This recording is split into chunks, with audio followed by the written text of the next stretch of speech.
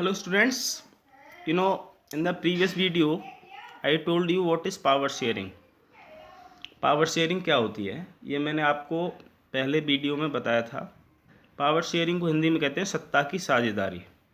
किसी भी लोकतांत्रिक प्रक्रिया में सत्ता की साझेदारी किस प्रकार की जाती है उसके बारे में मैंने आपको प्रीवियस वीडियो में बताया था।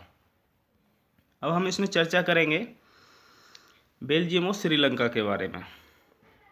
बेल्जियम जो है वो एक यूरोप का छोटा सा देश है और उसका जो एरिया है, उसका जो क्षेत्रफल है वो हमारे देश के हरियाणा राज्य से भी कम है। जैसा आप जानते हैं हमारे देश में इस समय 28 राज्य हैं, 28 स्टेट हैं और 8 यूनियन टेरिटरीज हैं। सबसे जो एरिया है राज्यों का उनमें सबसे ऊपर है राजस्थान और सबसे कम एरिया वाला राज्य कौन सा है, वो है गोवा। तो हरियाणा जो है जो कि पंजाब से अलग हुआ 1967 में, और पंजाब और हरियाणा जो एक अलग स्टेट बने जिनका जॉइंट कैपिटल चंडीगढ़ है। It has border with France, the Netherlands, Germany and Luxembourg. जो बेल्जियम है उसकी जो सीमाएं हैं जो फ्रांस, नीदरलैंड, जर्मनी और लग्जमबर्ग से लगती हैं। It has a population of a little over 1 crore. उसकी जो जनसंख्या है वो 1 करोड़ से कम है। About half of the population of Haryana, लगभग हरियाणा की आधी जनसंख्या के बराबर है। The ethnic composition of this small country is very complex. Of the countries total population 59% lives in the Flemish region and speaks Dutch language. Another 40% people live in the Wallonia region and speak French. Remaining 1% of the Belgians speak German. In the capital city Brussels. Brussels is the capital of Belgium. जैसा मैंने आपको बताया कि Belgium जो है वो Europe का एक छोटा सा देश है जिसकी कैपिटल कहाँ पर है, ब्रुसेल्स में है। लेकिन हम वहाँ के एथनिक कंपोजिशन की अगर बात करें तो इस छोटे से देश में काफ़ी कॉम्प्लेक्सिटी है, क्योंकि इस देश की जो टोटल जनसंख्या है उसमें से 59% जो फ्लेमिश रीजन में रहते हैं लोग वो डच भाषा बोलते हैं। इनके अलावा करीब 40% लोग जो कि बैलोनिया रीजन में निवास करते हैं वो फ्रेंच भाषा बोलते हैं। बाकी 1% जो लोग हैं वो जर्मन भाषा का उपयोग करते हैं। कैपिटल जो सिटी है ब्रुसेल्स, 80% लोग जो हैं वो फ्रेंच बोलते हैं, जबकि 20% लोग डच स्पीकिंग हैं, यानी डच भाषा बोलने वाले लोग हैं। The minority French speaking community was relatively rich and powerful.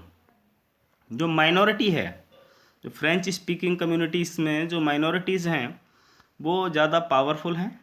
This was resented by the Dutch speaking community who got the benefit of economic development. ये जो डच स्पीकिंग कम्युनिटीज़ हैं जिनको ज़्यादा लाभ हुआ है, एक आर्थिक विकास का लाभ हुआ है एंड एजुकेशन का भी लाभ हुआ है बाद में। This lead to tensions between the Dutch speaking and French speaking communities. यही जो टेंशन है, ये जो तनाव है डच स्पीकर्स का और फ्रेंच स्पीकर्स के बीच में, उन दोनों कम्युनिटीज़ के बीच में एक जो तनाव है, एक जो टेंशन है, वो टेंशन हुआ during the 1950s and 1960s, यानी 1950 और 60 के दशक के दौर में। The tension between the two communities was more acute in Brussels. Brussels presented a special problem. The Dutch-speaking people constituted a majority in the country but a minority in the capital.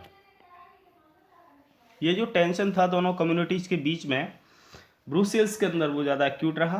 तो Brussels जहाँ पर एक विशेष समस्या थी कि जो Dutch speaking peoples थे उन्होंने एक मेजॉरिटी कॉन्स्टिट्यूट फॉर्म किया कंट्री में, और कैपिटल के अंदर उनकी संख्या कैसी थी, माइनॉरिटीज़ में थी। देखिए पूरे देश के अंदर में वो कैसे थे, मेजॉरिटी में थे। मेजॉरिटी और माइनॉरिटी तो आप जानते होंगे। मेजॉरिटी का मतलब होता है जहाँ पे largest number of the peoples that follow the same practices, उसको मेजोरिटी कहते हैं. For example in our country India, Hindu has the largest majority and around 80% Hindus on the basis of religion, but rest of the religions in our country are called the minorities. Let us compare this to the situation in another country. Sri Lanka is an island nation just a few kilometers off the southern coast of Tamil Nadu. It has about 2 crore people, about the same as in Haryana. Like other nations in the South Asia region, Sri Lanka has a diverse population. The major social groups are the Singla speakers around 74% and the Tamil speakers 18%. Among Tamils there are two subgroups, Tamil natives of the country. अब इसका comparison हम श्रीलंका से करते हैं, क्योंकि अभी तक हम बेल्जियम की बात कर रहे थे. तो श्रीलंका की जो सिचुएशन है वो थोड़ा और डिफरेंट है, क्योंकि श्रीलंका एक आइलैंड नेशन है. जैसा आप जानते हो हमारा एक आइलैंड नेबरिंग कंट्री है श्रीलंका, जो कि हमारे भारत के बिल्कुल साउथ में है. और ये साउथर्न कोस्ट तमिलनाडु से जो है कुछ दूरी पर है. It has 2 crore people. यहाँ पर करीब 2 करोड़ लोगों की जनसंख्या है, जैसा कि हरियाणा में है, लगभग बराबर है. और अन्य जो राज्य हैं, नेशन है, राष्ट्र हैं साउथ एशिया रीजन में श्रीलंका, उनमें एक डाइवर्स पॉपुलेशन वाला कंट्री है. यहाँ पर जो मेजर सोशल ग्रुप्स हैं उनमें सिंगली भाषा बोलने वाले लोग करीब 74% हैं, तमिल स्पीकर्स 18% हैं, और जो तमिल्स हैं जिनके 2 सब ग्रुप हैं, 2 समूह हैं. तमिल नेटिव्स जो कि कंट्री के हैं, Tamil natives of the country जिनको कहा जाता है, और जिनको श्रीलंकन तमिल्स कहते हैं, जिनकी जनसंख्या करीब 13% है. The rest who forefathers came from India, जिनके पूर्वज भारत से आए है ना, जो भारत से जाकर के श्रीलंका में बस गए, तो उनको श्रीलंकन तमिल कहा गया. As plantation workers during colonial period are called Indian Tamils, उनको भारतीय तमिल कहते हैं, जो कि प्लांटेशन वर्कर्स के रूप में भारत से श्रीलंका गए औपनिवेशिक काल के दौरान, उनको भारतीय तमिल कहा गया. As you can see from the map, Sri Lankan Tamils are concentrated in the north and east of the country. जब हम श्रीलंका के मैप को देखते हैं तो वहाँ पर जो उत्तर और पूर्वी जो क्षेत्र है देश का, श्रीलंका का, वहाँ पर श्रीलंकन तमिल्स ज़्यादा दिखाई देते हैं. Most of the Sinhali speaking peoples are Buddhist, अधिकतर जो सिंगली भाषा बोलने वाले लोग हैं वो बुद्धिस्ट हैं, यानी जो बौद्ध धर्म को फॉलो करते हैं. While most of the Tamils are Hindus और मुस्लिम्स, जबकि जो तमिल्स हैं या तो वो हिंदू हैं या मुसलमान हैं. देर आर अबाउट 7% क्रिश्चियंस, करीब 7% वहाँ पर कौन है, क्रिश्चियंस हैं. Who are both Tamil and Sinhali, और दोनों ही कैसे हैं, या तो वो तमिल भाषा बोलते हैं या सिंगली भाषा बोलते हैं. Just imagine what could happen in situation like this. In Belgium the Dutch communities could take advantage of its numeric majority and force its bill on the French and German speaking population. This would push the conflict among communities further. This could lead to a very messy partition of the country. Both the sides would claim control over Brussels. In Sri Lanka, the Singli community enjoyed an even bigger majority and could impose its will on the entire country.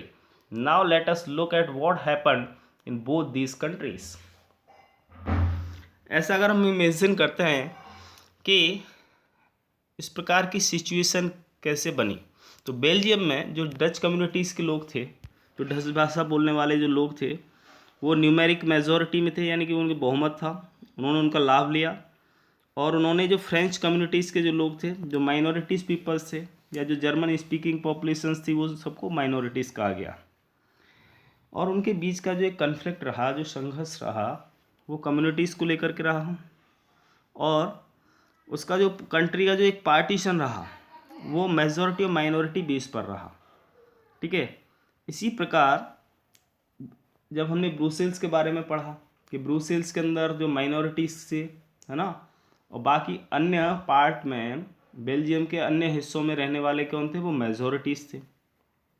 इसी तरीके से श्रीलंका में जो singly समुदाय रहा, उन्होंने बिगर majority रहा, और उसने अपनी जो इच्छाएं थी वो पूरे देश के ऊपर थोपी, है ना। जैसे कि किसी भी कंट्री के अंदर जब भी कोई मेजॉरिटी पॉपुलेशन होता है तो उसकी विचारधाराएं होती हैं, जब वो अगर सत्ता में आ जाता है तो वो अपनी पावर का उपयोग करता है या वो उसको मिसयूज़ करता है, जिससे कि वो पूरे देश पर अपनी व्यवस्थाएं, अपनी प्रैक्टिसेस को इम्प्लीमेंट करने का प्रयास करता है। तो ऐसे ही हम दोनों उदाहरणों के बारे में, दोनों कंट्रीज़ के बारे में अध्ययन करेंगे कि किस प्रकार से श्रीलंका और बेल्जियम के अंदर जो है पावर शेयरिंग हुआ और माइनॉरिटी और मेजॉरिटी बेस के आधार पर उन्होंने अपने आप को स्थापित किया। तो जितने भी जो मेजॉरिटी बेस्ड रहे, चाहे वो बेल्जियम में रहें या वो श्रीलंका की बात हो, है ना, जो सिंगली स्पीकर्स थे, उन सब के बारे में थोड़ा और विस्तार से हम अध्ययन करेंगे। तो इसमें है हमारा मेजॉरिटेरियनिज्म इन श्रीलंका, इसको कहते हैं श्रीलंका में बहुसंख्यकवाद। तो श्रीलंका में किस प्रकार से जो है बहुसंख्यकवाद हावी हुआ, है ना, उसके बारे में हम अध्ययन करेंगे नेक्स्ट वीडियो में, ठीक है ना।